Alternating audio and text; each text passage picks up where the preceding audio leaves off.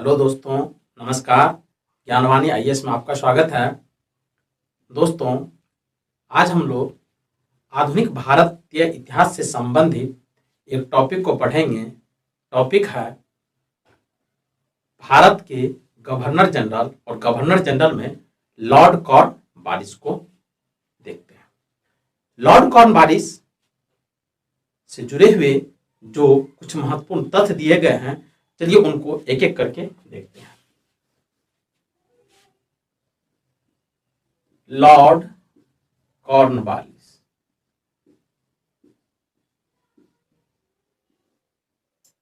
Lord Cornwallis, इनका शासनकाल 1786 से लेकर 1793 ईस्वी तक रहा है।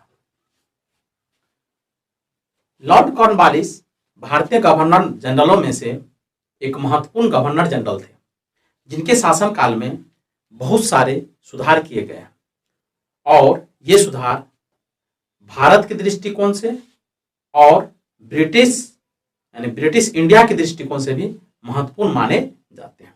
तो चलिए इनसे जुड़े हुए जो सुधार हैं उनको एक एक करके देखते हैं। जैसा कि हमने देखा कि लॉर्ड कॉर्नवालिस का शासनकाल 1786 से लेकर 1793 ईस्वी तक रहा है। इसके शासनकाल में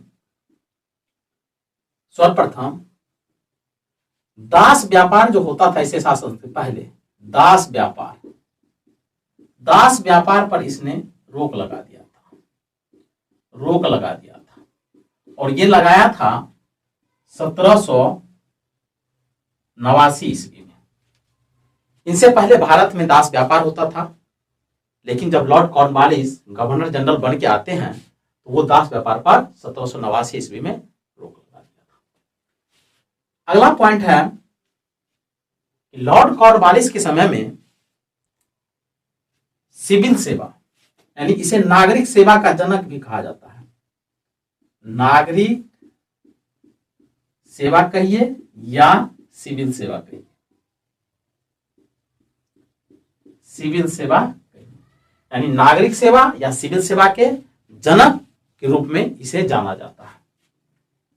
सेवा के जनक के रूप में इसे जाना जाता है, क्योंकि भारत में नागरिक सेवा की स्थापना लॉर्ड कॉर्नवालिस को ही,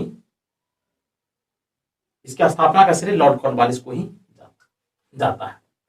अब नागरिक सेवा से जुड़े हुए जो कुछ महत्वपूर्ण तथ्य हैं उनको देखते हैं। हम जानते हैं कि नागरिक सेवा को ही भारत में इस्पात की चौखट के नाम से जाना जाता था। इस्पात की चौखट,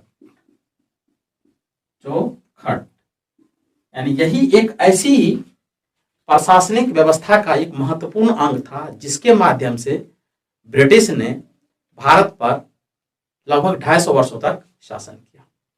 यानी ब्रिटिश प्रशासन की ये रीढ़ होती थी।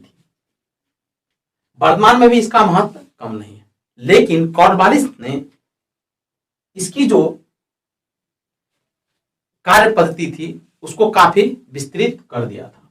जैसे कि 1853 ईस्वी में सिविल सेवा में जाने के लिए प्रतियोगिता परीक्षा का आयोजन किया जाने लगा। 1853 ईस्वी से सिविल सेवा में भर्ती के लिए प्रतियोगिता परीक्षा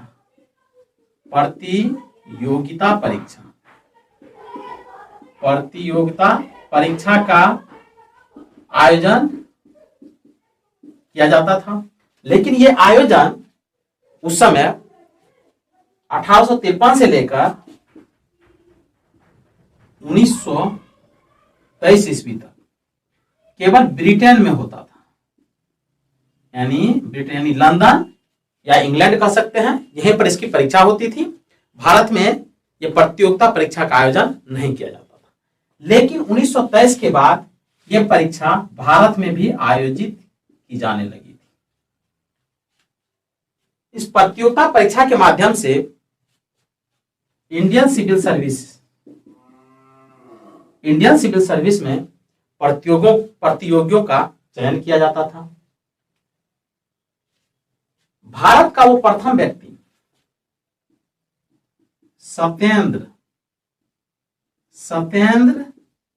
नाथ टैगोर, जो 1863 ईस्वी में, सत्येंद्र नाथ टैगोर 1863 ईस्वी में आईसीएस की परीक्षा पास की। ये भारत के प्रथम व्यक्ति थे।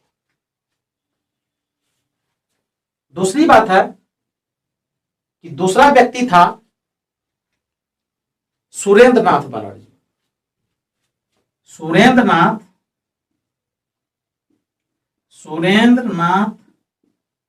बनर्जी, यह जब आईसीएस की परीक्षा पास करके असम, जो वर्तमान में राज्य है, वहां का ये कलेक्टर था। वहां ये कलेक्टर के पद पर कार्यरत था। तब ब्रिटिश के द्वारा इसे इनके पद से निलंबित कर दिया गया था। अरविंद घोष आईसीएस की परीक्षा तो पास कर गया था, लेकिन उस समय आईसीएस की परीक्षा पास करने के बाद एक टेस्ट होता था घुड़सवारी का, जिस घुड़सवारी में ये फेल कर गए थे। इसके बाद सुभाष चंद्र बोस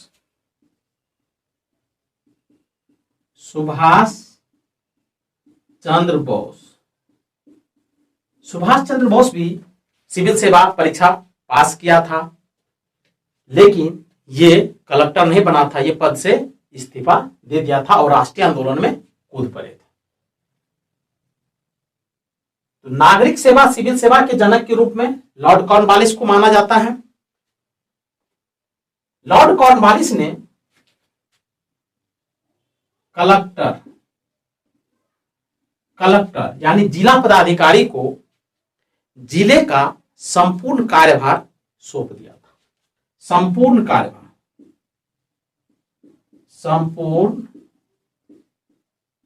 कार्यभार जिला पदाधिकारी को सौंप दिया था। जैसे न्यायिक कार्य भी इनके पास था और सिविल मामले से जुड़े जो कार्य होते हैं वो कार्य भी कलेक्टर के अधीन कर दिया था। यानी इनकी शक्ति के काफी वृद्धि कर दिया था। लॉर्ड कॉर्नवालिस को पुलिस व्यवस्था का जनक भी माना जाता है। पुलिस व्यवस्था का जनक भी माना जाता है क्योंकि इसने जिले में थाने की स्थापना किया था। इसने जिला में थाने की स्थापना किया था और 12 मील की दूरी पर थाने की स्थापना किया था। 12 मील की दूरी पर थाने की स्थापना किया था और थाने का जो इंचार्ज बनाया था वो दरोगा को बनाया था। थाने के जो इंचार्ज थे वह दरोगा को बनाया गया था, जो आज भी है। तो पुलिस व्यवस्था के जनक कहा जाता है, नागरिक सेवा के जनक कहा जाता है। दास व्यापार पर इसने 1789 में रोक लगाया था। इसके बाद लॉर्ड कॉर्नवालिस ने एक कॉर्नवालिस कोड का निर्माण किया था। कॉर्नवालिस कोड का निर्माण किया था।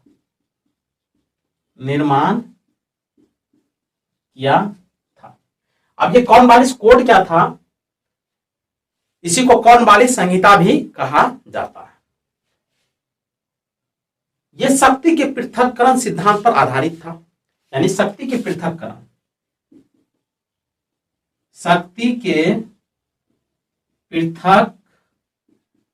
सिद्धांत पर आधारित था। इसके माध्यम से जैसे कर वसूलने की जिम्मेदारी, कर व्यवस्था को अलग किया था, न्याय व्यवस्था को अलग किया था, प्रशासनिक व्यवस्था को अलग किया था। न्याय व्यवस्था को अलग किया था और प्रशासनिक व्यवस्था जो थी इनको अलग कर दिया गया था। यही था कॉर्नवालिस कोड। आगे देखते हैं कि लॉर्ड कॉर्नवालिस जो ब्रिटिश कर्मचारी थे, ब्रिटिश कंपनी के जो कर्मचारी थे, कंपनी के जो कर्मचारी थे, उनकी वेतन में इसने वृद्धि किया था। क्योंकि कर्मचारी लोग निजी व्यापार को बढ़ावा दे रहा था, निजी व्यापार करने का उन्हें अधिकार था, इस प्रकार से वह भ्रष्ट हो गए थे। तो ब्रिटिश कंपनी के जो कर्मचारी थे उनके वेतन में इसने वृद्धि कर दिया था, वृद्धि किया, और निजी जो कंपनी के जो कर्मचारी निजी व्यापार जो करते थे उस पर रोक लगा दिया गया, इनके द्वारा रोक लगा दिया गया, यानी कर्मचारी के निजी व्यापार को प्रतिबंधित लॉर्ड कॉर्नवालिस के द्वारा कर दिया गया।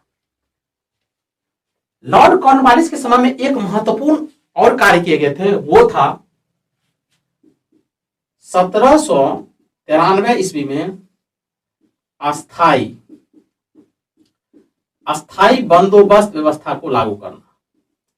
अस्थाई बंदोबस्त व्यवस्था को लागू करना, यह अस्थाई बंदोबस्त व्यवस्था भूमि सुधार से जुड़ा हुआ था।